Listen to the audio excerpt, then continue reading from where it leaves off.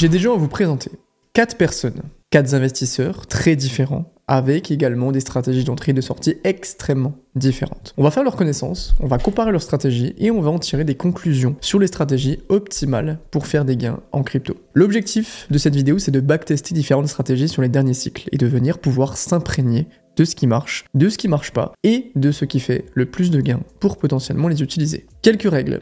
Tout le monde a 10 000 $ de départ et n'achètera que du Bitcoin. Ensuite, ils peuvent construire leur plan comme ils le veulent. Entrée, sortie, ils font tout ce qu'ils veulent. Puis, on testera leur stratégie sur le cycle de 2017 et celui de 2021. C'est parti. Voici Alain. Alain, il a regardé quelques vidéos de crypto, il a un métier à côté, il aimerait pouvoir s'exposer au marché sans avoir à passer 1000 ans sur son ordi. On lui a dit que le plus simple, c'était le Dollar Cost Averaging, le DCA, qui est tout simplement le fait de rentrer à intervalles réguliers sur le marché avec la même somme pendant une certaine période. Ça permet de diminuer les fluctuations et de lisser son prix d'entrée. Sans trop réfléchir, Alain, il a un plan très simple, il veut DCA pendant 6 mois pour rentrer tous les dimanches. Il commence 1 an et demi avant l'ATH de 2017 et celui de 2021. Pourquoi 1 an et demi? Alors là, c'est très arbitraire, comme littéralement tout ce qui se passe dans un backtesting, mais parce que j'estime aussi que c'est généralement la période pendant laquelle les investisseurs rentrent sur le marché, la fin du bear market, et qu'il fallait bien une échelle de départ. Donc il commence son DCA le 9 juin 2016 à 577 $ pour notre simulation du cycle de 2017, et le 18 mai 2020 à 8716 $. Pour sa stratégie de sortie, il va faire comme énormément d'investisseurs DCA font, c'est-à-dire il va cibler un prix psychologique, un chiffre rond généralement, et il va commencer un DCA inverse, donc un DCA de sortie, pendant 6 mois à partir de ce moment-là. Les barrières psychologiques, ce sont les fameux 1000 $ pour Bitcoin en 2016, et la barre de l'ancien ATH, les 20 000 $ en 2020. Évidemment, vous me diriez que c'est très facile de trouver des targets quand on connaît déjà les performances de Bitcoin, et la réponse c'est que, bien sûr que oui, mais l'idée de cette vidéo, c'est de se mettre dans la peau de ces personnes à ce moment-là, même si forcément je sais très bien qu'on est influencé par l'historique, qu'on connaît aussi. Alain fait son petit DCA, c'est parti, on revient vers lui dans quelques temps. On passe à Clarisse. Clarisse, elle aime pas trop le système de DCA, ça lui plaît pas, elle trouve pas ça optimal, elle préfère investir en rachetant les baisses, en rachetant les corrections. Pour rentrer, elle a une stratégie un petit peu à part. Elle veut optimiser les corrections. Plus ça baisse, plus elle rachète. Donc à chaque fois que sur 7 jours, elle voit une correction sur Bitcoin d'un certain pourcentage, elle va investir de manière graduelle. Si on a une correction de 5%, elle va investir 2000 €. Si on a 10%, 3000 €, 15%, 4000 € et 20%, 5000 €. Pour sa prise de profit, elle veut faire globalement la même chose, c'est-à-dire sortir à des paliers de prix. Elle va cibler une target psychologique arbitraire, encore une fois, c'est une méthode qu'énormément de gens pratiquent, et elle va sortir à des paliers de prix. Elle a décidé qu'en 2017, elle allait sortir 25% à 1000 $, 25% à 3000 $, 25% à 6000 $ et 25% à 9000 $. En 2020, elle va sortir 25% à 20K, 25% à 25K, 25% à 30K et 25% à 35K. Merci Clarisse, très bonne stratégie.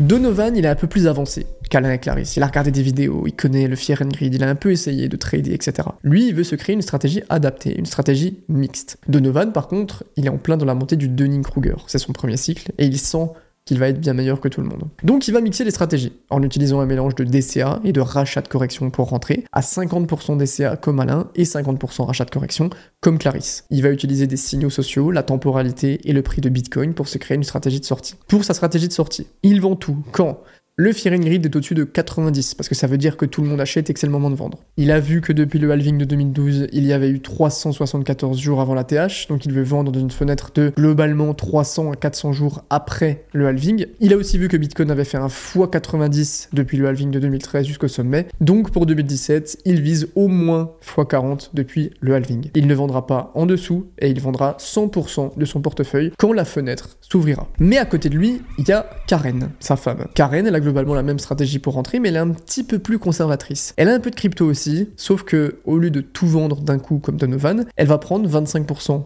à x3, 25% à x5, 25% à x10 et 25% à x15. Elle préfère ça, ça lui permet de lisser ses sorties, elle aime bien, plutôt que ce système de « ok, dès que ça atteint tout, je vends tout », ça la stresse un petit peu. On les laisse faire leurs petites emplettes et on passe au dernier challenger, Giorgio. Giorgio, c'est un bourrin. C'est un mec qui va rentrer d'un coup et qui va sortir d'un coup. Il croit pas à ces théories de DCA, de Fear and Greed, etc. Pour lui, c'est que de la branlette intellectuelle. C'est lui qui le dit, hein, c'est pas moi. C'est un peu l'exemple parfait du gars qui arrive avec la foule, donc quand Bitcoin passe un point important, qui rentre sur le marché en visant une target un petit peu au pif et qui attend. Il est arrivé fin 2017 quand on a touché les 10 000 $ sur Bitcoin et qu'il en a entendu parler à la télé. Et quand on a touché les 50 000 en 2020, il est revenu. Il veut sortir quand Bitcoin touche 50 000 en 2017 et quand il touche 100 000 en 2020. C'est Giorgio, il est comme ça, c'est son caractère, c'est un peu un fou dans sa tête, voilà, il se fait confiance. Bon, maintenant qu'on a fait la présentation de nos 4 protagonistes, il est temps de voir comment ils s'en sont sortis sur les cycles de 2017 et de 2021. Tous les graphes sont des graphes qu'on a fait nous-mêmes, qu'on a backtesté, qu'on a créé et ensuite qu'on a animé, ça prend beaucoup de temps. Donc si vous pouvez simplement vous abonner et aider la vidéo, ça serait très gentil de votre part. Merci beaucoup.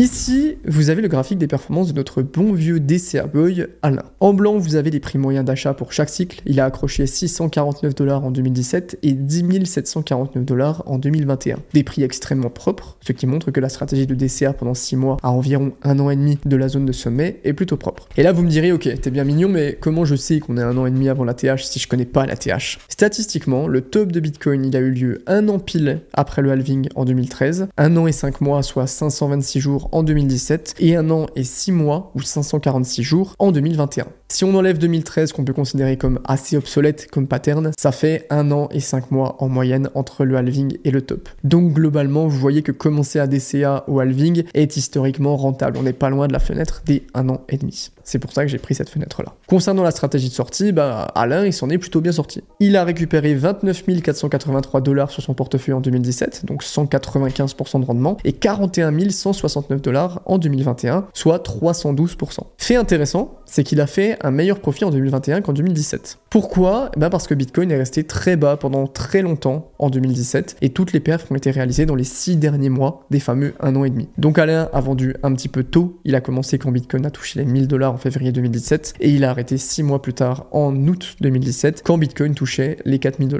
donc très loin de la TH. Si on regarde le graphique des prix d'achat moyens, en blanc 2017, en jaune 2021, Giorgio, sans surprise, il a un prix moyen absolument catastrophique, mais il a quand même un petit peu de marge pour sortir en profit quand on sait les tops qui vont arriver. C'est Clarisse, la racheteuse de correction, qui s'en sort avec le meilleur prix d'achat sur les 2 cycles, derrière Donovan et Karen qui ont une stratégie mixte, et Alain qui DCA. Comme quoi, le rachat de correction est bien plus intéressant en termes de rendement que le DCA. Mais, et il y a un gros mais, ici, vous voyez la quantité totale de Bitcoin achetés en moyenne, sachant qu'ils ont tous 10 000 $ à la base. Clarisse, elle est bien en dessous des autres. Vous voyez qu'elle a 11 et quelques contre 15, 16 pour 2017 et à 0,5 contre 0,9, 1 et 1. Donc Clarisse a acheté beaucoup moins de Bitcoin, tout simplement parce qu'en fait, avec sa stratégie, elle a pu consommer que 7 000 $ de ces 10 000 en 2017 et seulement 5 000 en 2021, puisque par rapport au marché, sa stratégie de correction était trop agressive et ses voyants ne se sont pas allumés suffisamment souvent. On voit aussi que d'utiliser un mix DCA plus rachat de correction, comme Dono et Karen, je l'appelle Dono maintenant, on se connaît bien, ça permet de maximiser la quantité de Bitcoin qui ont été achetés sur les 2 derniers cycles, tout en ayant un prix d'achat très proche de la méthode de Clarisse qui n'achète que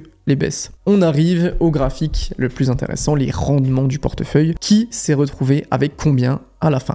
On commence avec 2017. Et là, ce qui choque, c'est la perf de Karen. Vous savez, la femme de Donovan qui vend en pourcentage en fonction des prix. En 2017, stratégie quasi parfaite. Elle se retrouve avec un magnifique 87 000 $, presque 3 fois le portefeuille du deuxième. Ses targets étaient bonnes, elle les a suivis sans émotion.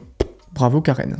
Ensuite, on a Clarisse, qui même si elle n'a au final pu investir que 7000, est devant les autres, avec 30 000 $. Et c'est quand même là qu'on se dit qu'une stratégie à peine moins agressive, basée sur les corrections, aurait pu faire exploser son ROI. Derrière, on a Alain en DCA qui sort 29 000, un petit peu décevant, puisqu'il a commencé à vendre un peu tôt, très loin de la TH. Giorgio sort 6600, en dessous des 10 000 de départ, il s'est fixé des targets beaucoup trop hautes, il a pas pu vendre, il a vendu un peu en stress. Quand c'est descendu, c'est un mec hyper cliché, mais c'est peut-être le profil, sincèrement, qu'on retrouve le plus parmi les investisseurs crypto. Et par contre, très surprenant, Donovan n'a pas vendu. Pourtant, vous vous souvenez, c'était le gars le plus expérimenté, c'était le mec qui connaissait les targets, les indicateurs, etc. Sauf que il visait un x40 depuis le halving et on est monté que à x33. Comme il avait une volonté de vendre tout d'un coup, mais que sa fenêtre ne s'est pas ouverte, il a rien vendu, en espérant que sa target soit atteinte, ce qui n'est pas arrivé. Évidemment, il y a beaucoup d'aléatoires là-dedans. Il aurait très bien pu atteindre son objectif et se retrouver avec les meilleurs perfs, mais au final, il a laissé une grosse partie d'aléatoire dans son plan, ce qui lui a coûté très cher, contrairement à Karen, sa conjointe, qui a choisi de lisser l'aléatoire et qui a extrêmement bien géré sa sortie. Donovan est désormais le sugar baby de Karen. On passe au père de 2021. Et déjà, on voit quelque chose de très intéressant. Celui qui surperforme tout le monde, c'est plus Karen. mais cette fois, c'est Donovan. Donovan, il a appris de ses erreurs. Et ce que je vous ai pas dit au début pour garder un petit peu de suspense, c'est qu'il s'est dit « Ok, bon, j'ai fait l'énorme erreur de vouloir un multiple trop haut en 2017, je m'en suis bouffé les doigts pour rester poli, je dois changer ça, je dois apprendre de mes erreurs. » Donc, ça reste encore un gars qui vend en one shot, on ne peut pas le changer, mais cette fois, il a vendu quand Bitcoin a fait x5.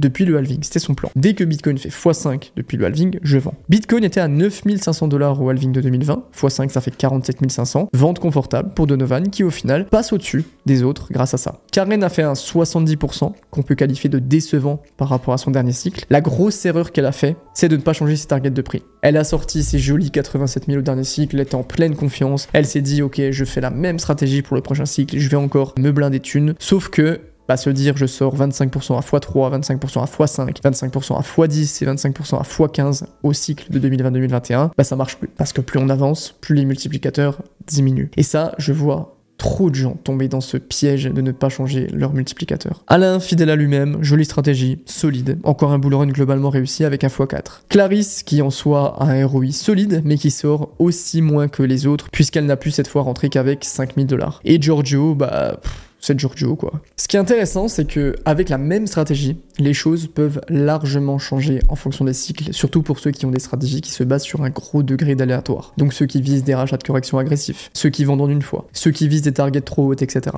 Ça peut payer, on l'a vu avec Donovan, mais ça peut aussi être très néfaste. Donc, si on fait le bilan de ces deux cycles, vous avez en blanc la rentabilité du bull run de 2017, en gris celle de 2021, et en jaune la rentabilité moyenne de ces deux cycles. On voit que, malgré une stratégie d'entrée hyper efficace pour Donovan et Karen, réfléchir en termes de multiplicateurs dans son plan, qui sont extrêmement subjectifs, à moins d'avoir un vrai modèle de valorisation, ce qui n'est pas le cas de beaucoup de monde, c'est historiquement pas très rentable. Ça a super bien marché en 2017, mais c'est un coup de chance, parce qu'en 2021, la rentabilité est 10 fois moins élevée, la méthode n'a pas offert une grande stabilité des rendements, et Donovan en a d'ailleurs payé les frais. La méthode de sortie de Clarisse, qui est de cibler des targets psychologiques, est bien, mais toujours pareil, il faut être sûr de soi, il faut pas viser trop haut, ni que les targets soient trop éloignés les unes des autres, parce que si ces targets ne sont pas atteintes, ça peut faire la même chose que les multiples de Karen, qui au final a eu un coup de chance en 2017, mais qui au final n'a pas eu une stratégie avec une espérance de gain très haute. Clarisse a une jolie rentabilité, avec 264% en moyenne, mais elle se retrouve avec un capital total bien plus faible que les autres, puisqu'elle n'a pas pu tout investir, ce qui montre au final les limites de l'investissement de correction. Et au final, celui qui a la meilleure stabilité, c'est notre bon vieux Alain. Pourquoi? Parce que au final, sa stratégie de sortie, elle a été optimisée pour minimiser les biais humains et la subjectivité. S'il avait optimisé sa stratégie d'entrée comme Clarisse, je pense qu'il aurait eu les meilleures performances moyennes. Donc, si on fait un petit mélange, la meilleure stratégie mixée, c'est de rentrer comme Donovan et Karen, c'est-à-dire en DCA plus rachat de correction, pour venir optimiser le nombre de bitcoins achetés pendant la création de la position, en ayant un prix moyen d'achat qui est très bon d'après les datas, et d'avoir une stratégie de sortie la moins corrélée possible à la subjectivité et au biais humain. Donc, comme Alain, définir un point de départ pour le DCA inverse et s'y tenir strictement jusqu'à vendre ce qu'on veut vendre, que ça soit 100%, 90%, 75%, etc. Alors, évidemment, je vais faire un point sur deux choses. Les performances et historiques de hier ne sont pas les résultats de demain. Nous sommes dans une situation de backtesting, mais rien ne dit que les choses se passeront de la même façon. Et vous voyez aussi que statistiquement, les rendements de chacun sont pas spécialement optimaux.